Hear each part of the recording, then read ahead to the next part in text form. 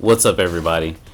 I was in the middle of making a long ass video about Ninja Gaiden 4 and kind of running a little bit of defense for the game because like there's still a faction of people that are just really genuinely upset at this game, and honestly there's nothing you can say to those people, so I'm just gonna like try and put the positive energy out there about this game. This is the best Ninja Gaiden game that's ever been made, and I'm saying this because I am not a Ryu fanboy. I don't care about Ryu. Ryu doesn't say much to really make me care about him in 3 games, 4 games even. So, you know, I just think that this game it's a level above the other ones. But anyway, so Yakumo, spoiler alert, has 5 weapons in this game. He has the dual blades. He has the rapier, he has the staff, assassin's tools, and spoiler alert again, he has the evil sword, the evil dragon sword. And basically what this does is it gives him Ryu's moveset.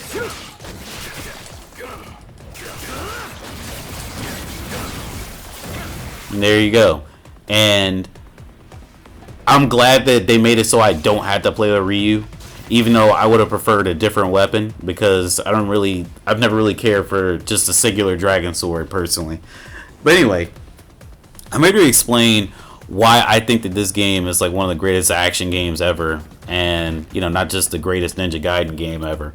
I'm not gonna say it's my absolute favorite. Like Devil May Cry 5 is such a good game and has so many like interesting playable characters. Well, this game basically only has one interesting playable character, if you want me to be completely honest, since you don't need to play a Ryu, right?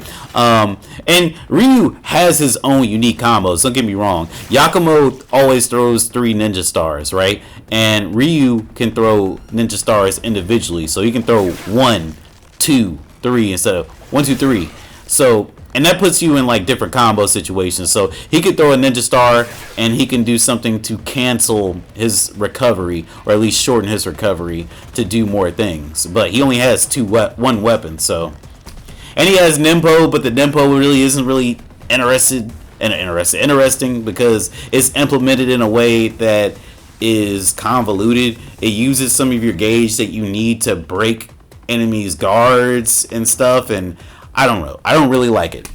But Yakumo has some cool stuff, and some of that stuff does transfer over to Ryu, and I just want to go over it because you might not know about it necessarily. So this game does not have forward motion and light attacks, right? So in the previous games, you could press light attack and you could press forward during that light attack, and you would do a different attack than you would if you didn't press forward. And you could do that throughout the entire string. So like you could be like light attack, then forward light attack, or light attack, forward light attack. And you could even spice it up a little bit and be like light attack, forward light attack, heavy attack, right? And that's really where the variety came from in Ninja Gaiden. Now there are ways to spice combos in Ninja Gaiden, don't get me wrong. There's wall running involved, there's shuriken canceling involved, a lot of stuff I never really like bothered to learn in Ninja Gaiden because it just seemed like it was too much for like how stiff the character could be. When I say that they were like stiff, I mean like Swallowtail, for example, right? It's a very stiff technique. Once you do it, there's not much you can do out of it. You can't move during it. You have to do either a heavy attack or a light attack afterwards, or you do the shurikens. Well, I don't know about in this game, because in this game you could like, you know, swallow attack into guillotine throw, which is lovely. I love that. I really, really do. But that's not possible in the other ones, I don't believe, but don't hold me to that. But let me talk about just the dual blades for a second, right? And remember when I said there's 5 weapons? Well, technically it's not 5 weapons, technically it's 9 weapons. It's really cool because you can switch your weapon into a powered up weapon using the Blood Raven techniques, right? And each one of them has their own gimmick, and that's why this game is really interesting. Because you can switch to a different weapon, and there's an ability in this game where mid combo you can continue your combo after a dodge, right? So that was the full light attack combo after a dodge. But check this out. I switched my weapon and I stayed in the middle of the combo. Now, I know you might be thinking to yourself, well, Vicious, that's nothing. There are games that do that already.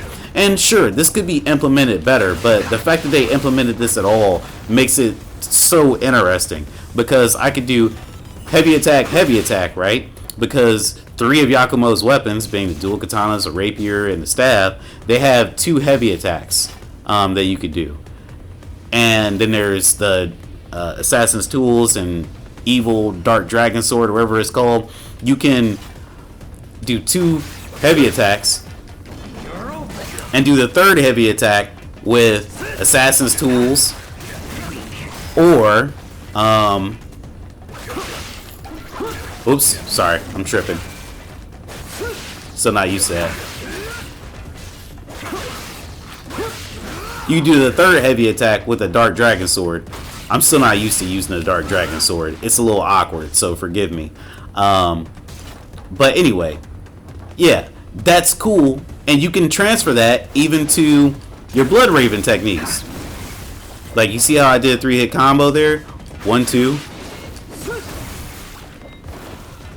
And you can do that with any weapon. It's not just the katanas. It's not just like, oh, I can use the katanas and then I can switch to the Blood Raven version of it. Like, no. You could do something like this.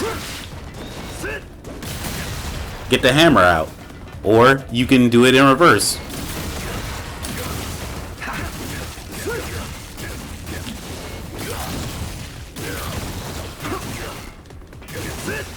And it opens up a lot of combo expression, right? And I really like that about this game. Hold on a second.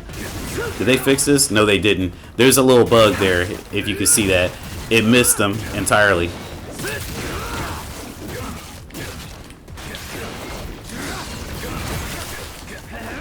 I'm sorry, I was getting a little ahead of myself. This game is just so fun to experiment with. But yeah, so even though you're missing the forward motions, they give you so much more experimentation, at least with Yakumo. And something that they added that I felt like the game always missed was special techniques that you can use on the ground besides your ult, right? So like Devil May Cry has Stinger, which is a stab that goes from a long distance in Devil May Cry. But in Ninja Gaiden 4 and Ninja Gaiden, they never really had anything besides Flying Swallow. But every weapon has a back to forward technique that has a unique purpose. This is kind of like Flying Swallow on the ground, and I like it. And you see it takes a long time to recover, right? Watch this. 1 Mississippi. Okay, I can attack. But check this out. When you go to Blood Raven, you shave off some recovery time. Hold on a second. Couldn't even do the full Mississippi. 1 Mississippi. 1 Mississippi. You recover a lot quicker. And it makes the speed of the game a lot more fast. Faster. Sorry, guys. Anyway, yeah, there's back to forward techniques. There's 360 techniques, which this one is just for like a little bit more damage. I feel like it makes you move forward a little bit, and it hits enemies around you. So that's its purpose. Maybe I could read it. I don't know. I'm not going to check the moves right now. I'm in the middle of making this content. I'm not trying to make it all day. But yeah. And each Blood Raven form of every weapon has 360 and forward to back to forward moves as well. So like, there's a lot of cool stuff. When you go into Blood Raven, your dodge is better too. It seems like it's different per weapon. Looks like you get more distance with the drill. But anyway, and you can cancel your heavy attacks with jumps, which is sick.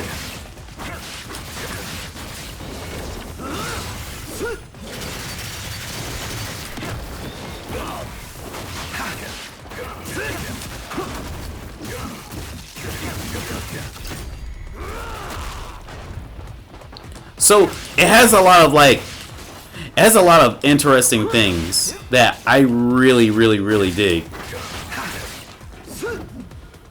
And they're not just interesting things, they're character action game mechanics that I feel like Ninja Gaiden deserves, right? But you have a faction of people on the internet that's just like, oh man, honestly, I don't think it's that good because Ryu is not the most prominent part of it. And to that I say, you gotta grow up a little bit, you know what I mean? Like, all these mechanics I've mentioned to you, they're so fun to even experiment with. Now, don't get me wrong, this game does not allow you to just do these combos in the middle of a stage. Like, there are enemies that jump in the air with you. There's multiple enemies that are shooting at you. They're throwing shurikens, like this guy right here, and it can be tough, especially on harder difficulties. It can be tough. I've gotten an S rank on every stage on normal difficulty, and I'm struggling on the second stage with hard difficulty right now because I can't use any items, you know, and I don't really like the usage of items in these games anyway, but still. Hold on a second. I think I just discovered something new. Did you see how he jumped in the air like right above? Hold on.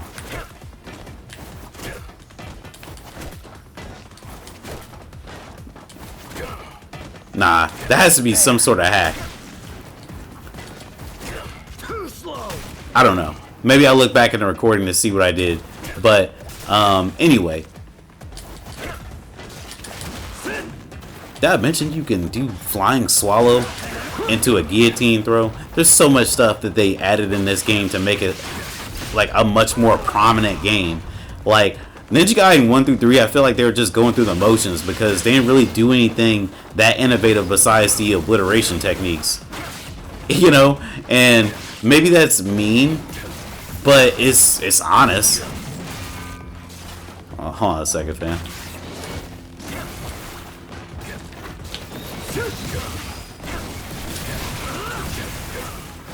Oh, and every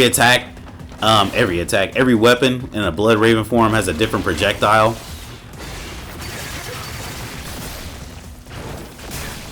Oh, let me recover a little bit.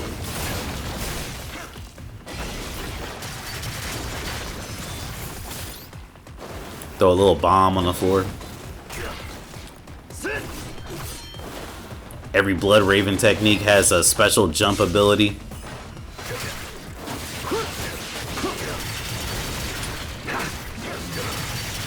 Every Blood Raven technique has a special movement. Like, look at that.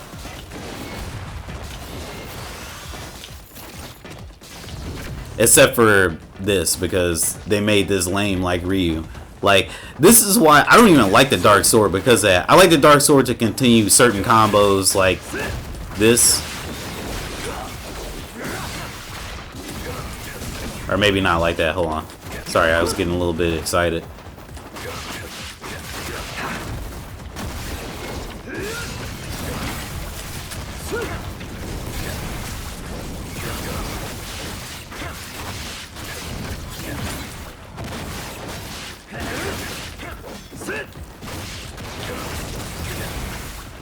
It's just not as fun with this weapon. This weapon has a projectile too. It uses all of your freaking bloodbind gauge though, so I really don't recommend it.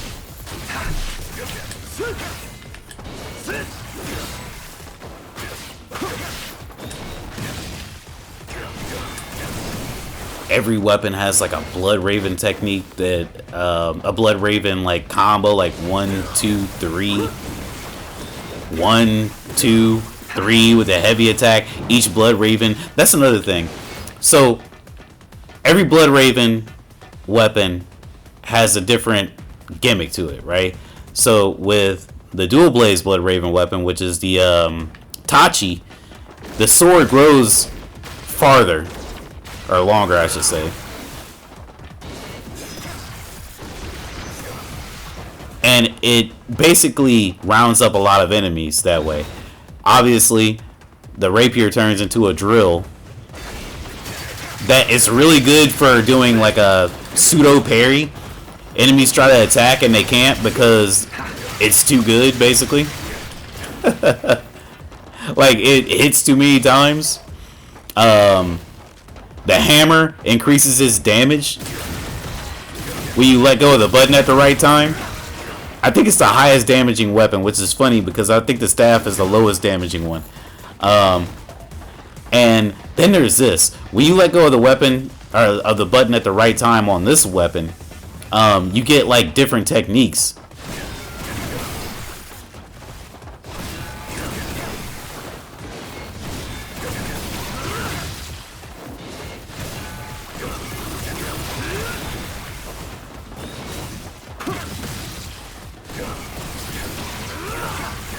See, normally that's a launcher, but I didn't hold that part.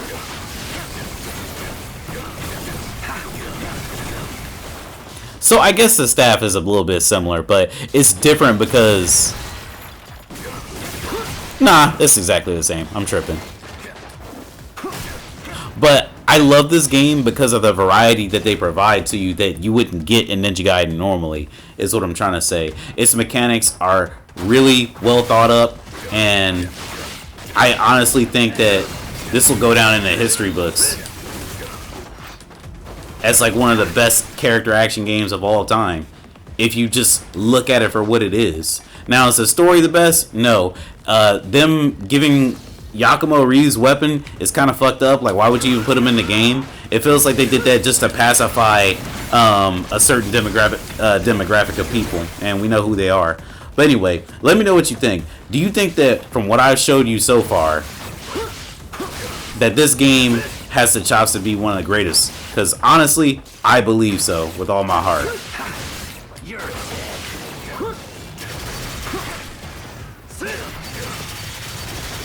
Peace. I am out.